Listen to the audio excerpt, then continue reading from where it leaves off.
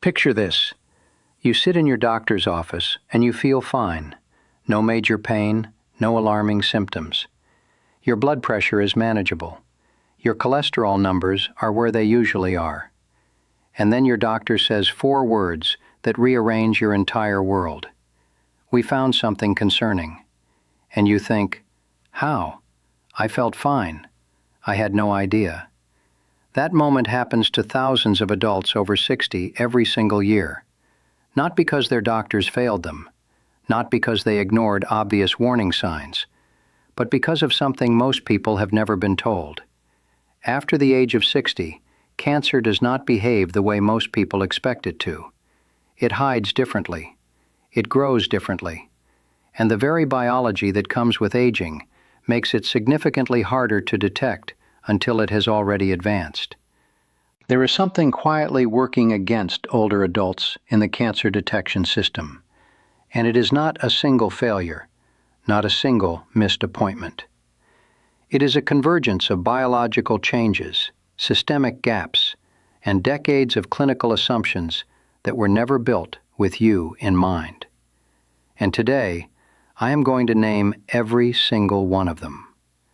But here is what I need you to understand from the very first second of this video. This is not about fear. This is about knowledge.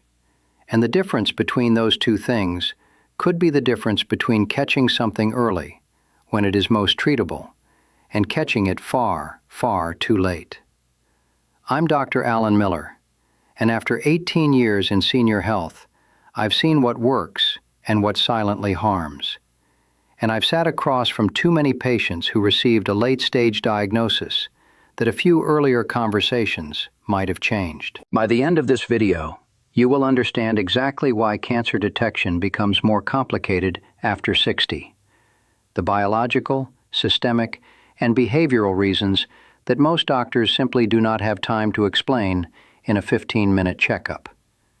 I am going to walk you through 7 key reasons cancer conceals itself more effectively in aging bodies, which symptoms older adults are most likely to dismiss or misattribute, and what the research actually says about each one. And at the very end, I will give you a concrete 5-step action plan you can start this week. Not someday, this week. I do need to warn you about reason number 4 in particular. It is the one that surprises my patients the most. And once you hear it, you will understand why so many late-stage diagnoses happen in people who believed they were being looked after.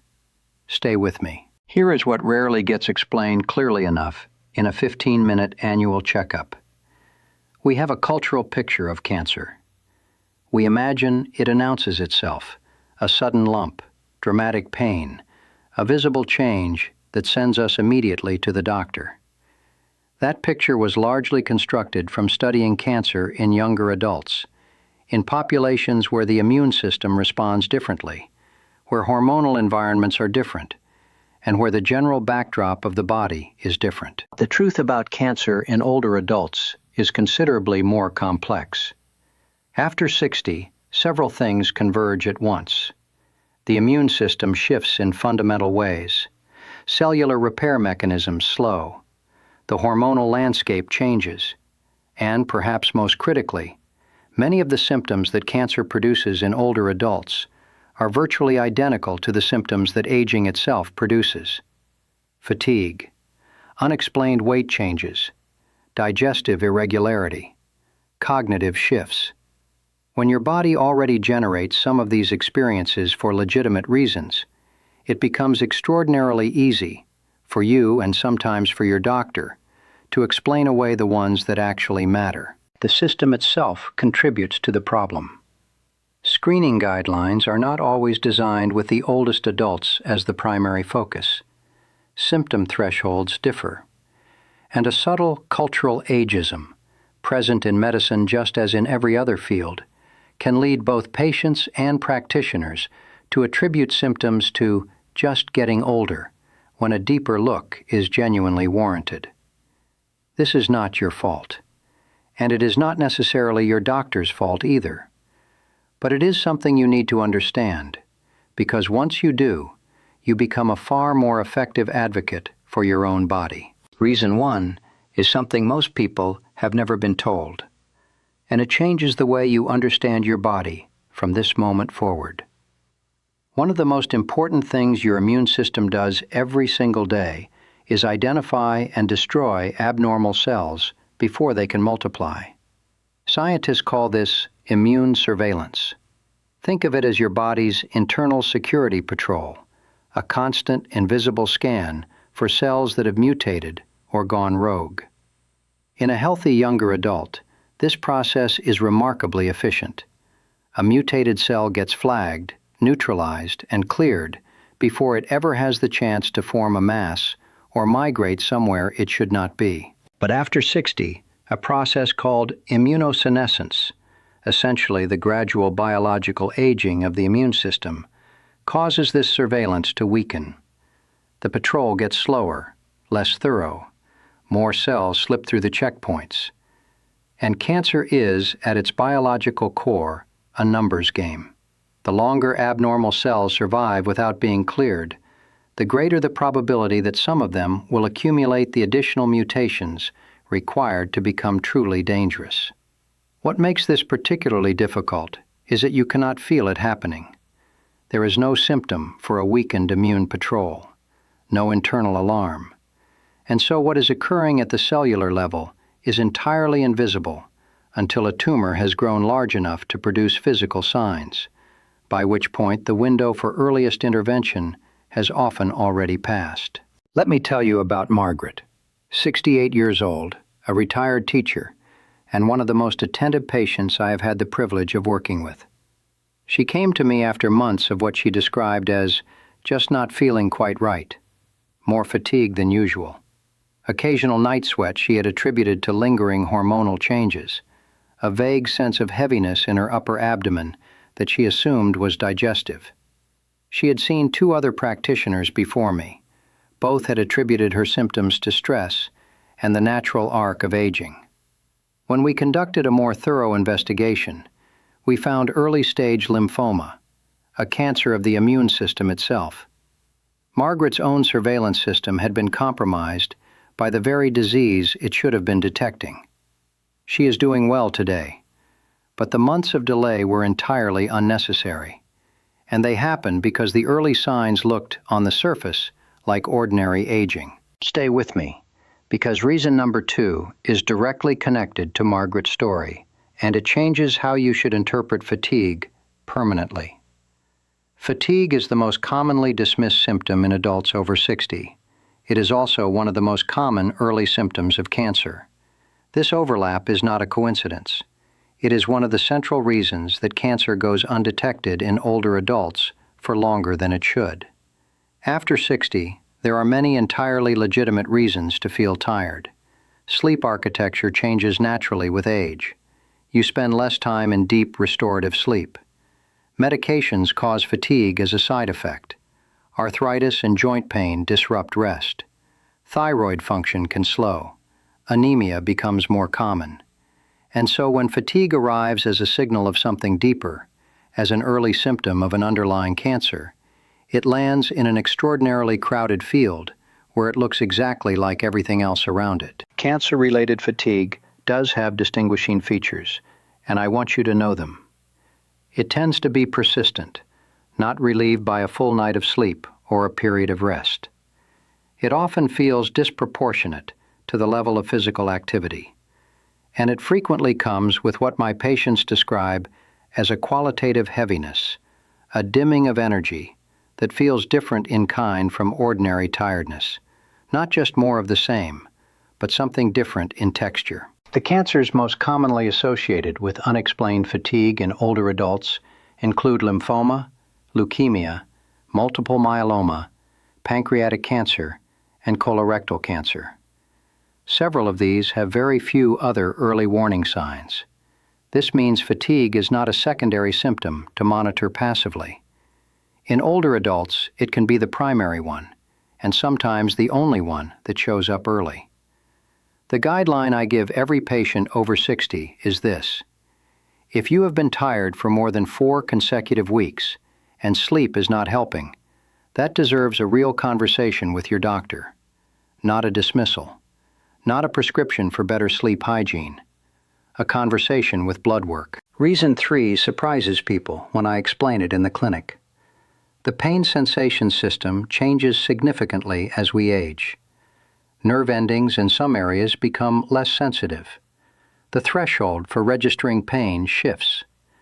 Some older adults experience what researchers call silent presentations of conditions, internal processes that would cause acute, noticeable discomfort in a younger person that register only as a vague heaviness, a minor ache, or nothing at all in someone over 60.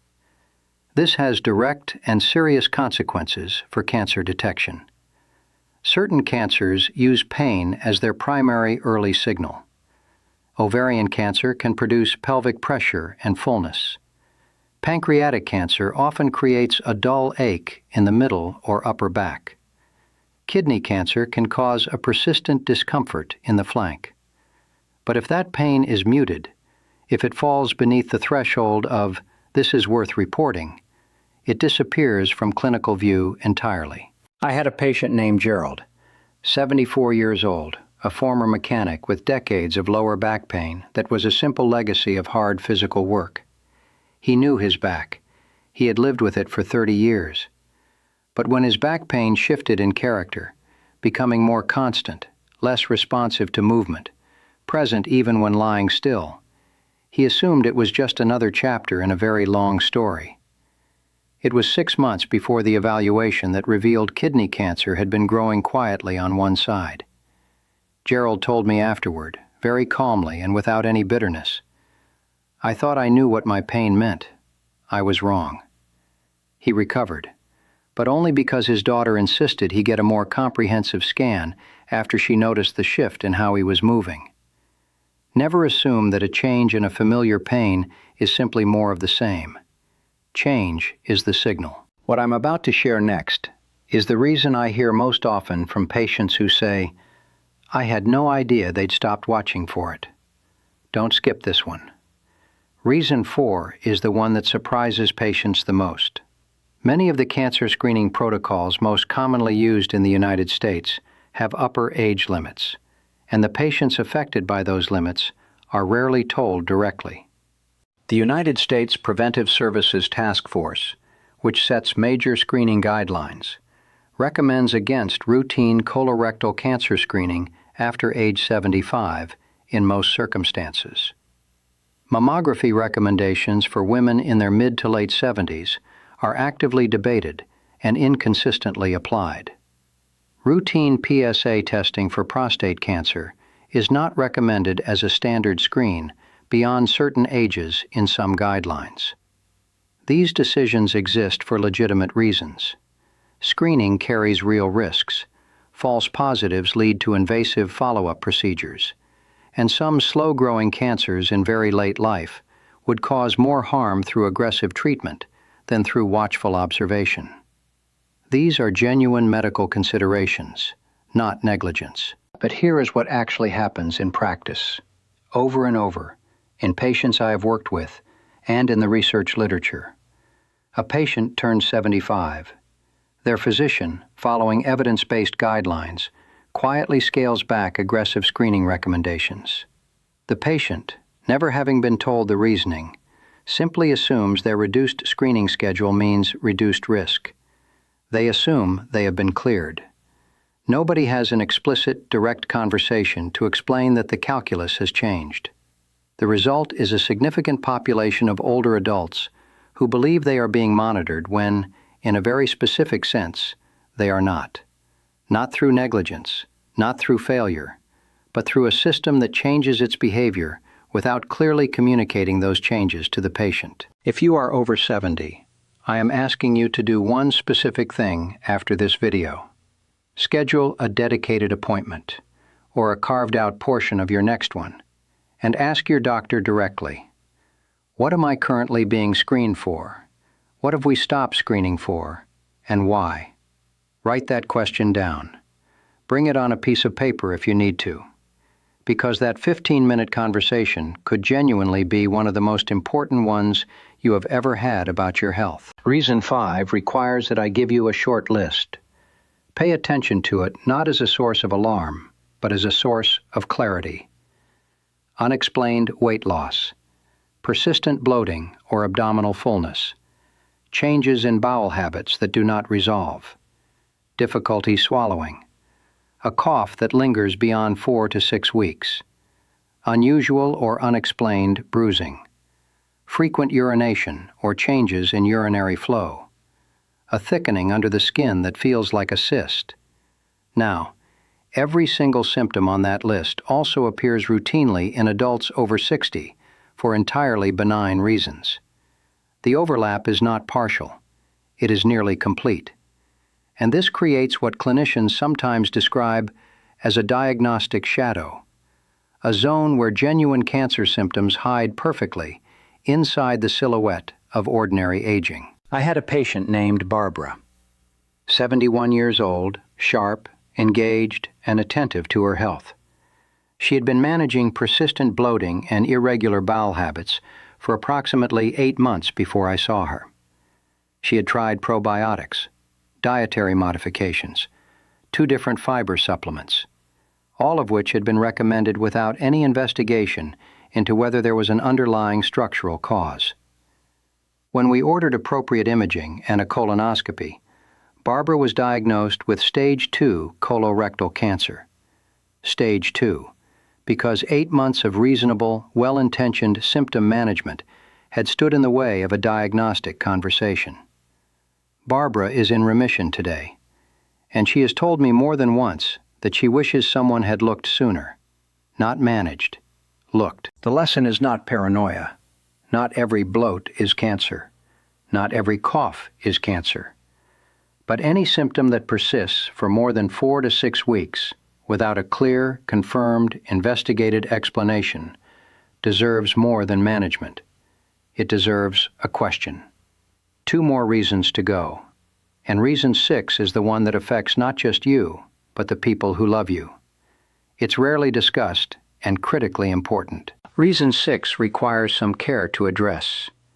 As cognitive function shifts with age, whether due to mild cognitive impairment, early dementia, or the natural variability in memory and processing that accompanies aging, it directly affects how symptoms are perceived, retained, and communicated during medical appointments.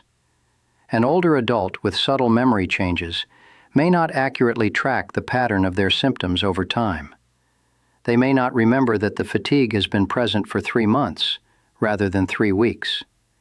They may not connect a new and persistent pain to a change that began gradually 6 weeks ago. They may describe symptoms in ways that sound vague or inconsistent, not because the symptoms are not real, but because the connective threads between separate experiences are harder to hold and articulate than they once were. This does not make those patients unreliable. It makes them human, and it makes the people around them indispensable.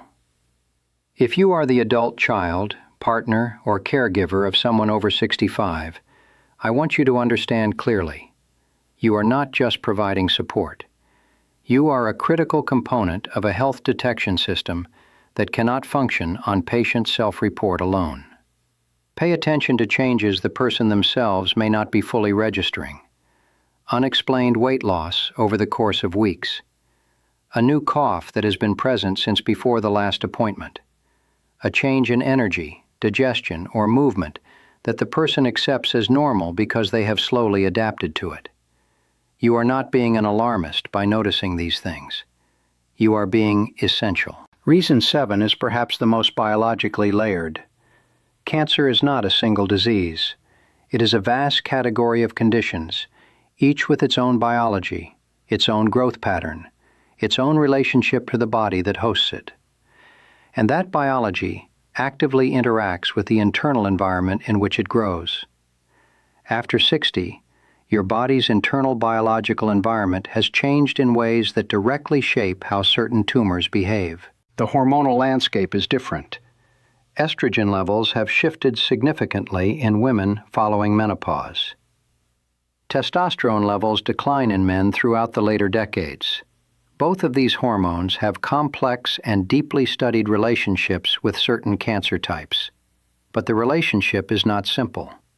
The hormonal shift that accompanies aging does not merely remove a cancer driver.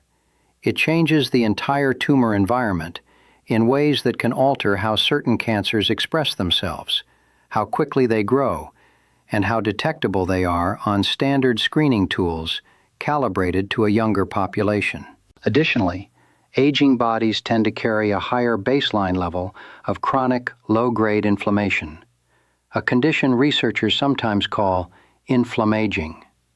This persistent inflammatory state creates a biological environment that can accelerate the progression of certain tumors, while simultaneously masking the systemic signals that would otherwise prompt medical investigation. The result is a more complex tumor landscape, one where standard imaging and blood markers may not perform with the same sensitivity. This is not a counsel of despair, but it is an urgent counsel of self-advocacy. Knowing that the biological terrain is different means knowing that you may need to push for more specific imaging, more current biomarker panels, more direct conversations about what the screening is and is not capturing. I want to step back from the science for a moment and say something human.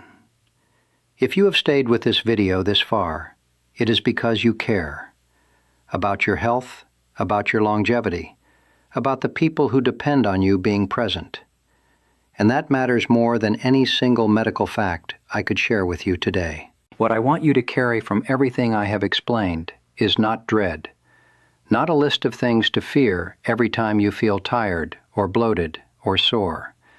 What I want you to carry is clarity, a clearer picture of why the detection gap exists, why the overlap with normal aging is real, why the screening system has shifted in ways that were never directly communicated to you, and most importantly, a clearer sense of your own agency inside all of it. The patients I have seen navigate this most successfully were not the ones who never worried. They were the ones who stayed curious, who asked direct questions, who refused to accept vague reassurances about persistent symptoms, who brought notes to appointments and expected real answers. That is available to you, starting now. Here is what I want you to do. Write these 5 steps down. Step 1. Schedule a dedicated cancer screening review.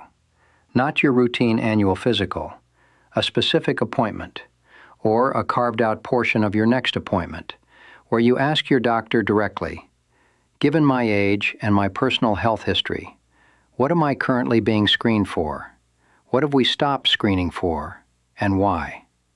That one question opens a conversation that most patients over 70 have never had. Step 2. Start a symptom log today. A simple notebook or notes app works perfectly. If you experience fatigue that lasts more than 3 to 4 weeks without a clear cause, unexplained weight changes, digestive symptoms that do not resolve, a pain that changes in character, or any symptom that is new and persistent, write it down with a date. Pattern recognition over time is something neither you nor your doctor can do without documentation. Step 3. Know your family history in specific terms. Not "cancer ran in my family," but which cancers, which relatives, and at what ages they were diagnosed. This information directly shapes which screenings are most critical for you personally and at what frequency. Bring it written out to your next appointment. Step 4. Designate a health advocate. If you have a partner, an adult child, or a trusted friend nearby, ask them to pay attention to changes in you that you might not notice or remember yourself. A change in energy that feels gradual to you may look sudden to someone who loves you. Give them permission to say something, and listen when they do. Step 5. Refuse "that's just aging" as a final answer for any new persistent symptom. Aging explains a great deal. It is not a complete explanation for everything that is new or worsening. You are allowed to ask for further investigation. You are allowed to say, "This symptom has been present for 6 weeks, and I would like it investigated rather than managed. That is not being difficult. That is being your own best advocate. And before I close, please do not change or stop any medication you are currently prescribed based on anything in this video. Always speak with your doctor before adjusting your treatment in any way. The purpose of everything I have shared today is to add to your conversations with your medical team, not to replace them. Now I want to hear from you. Down in the comments, has a doctor ever told you a symptom was just aging and it turned out to be something that deserved more investigation? Tell me your story. Your experience in that comment section is not just for me. It is for the thousands of people watching this video who need to hear that they are not alone in asking harder questions. If someone in your life is over 60, share this video with them. Not as a warning, as a gift of information. The kind of information that most 15-minute appointments simply do not have time to deliver. And if you want to go deeper, if you want to know the specific blood markers, biomarker panels, and early detection tools that give the clearest picture of cancer risk in adults over 60, that is exactly what I am covering in the next video. Make sure you are subscribed so you do not miss it. I'm Dr. Alan Miller. Take care of yourself and take care of each other.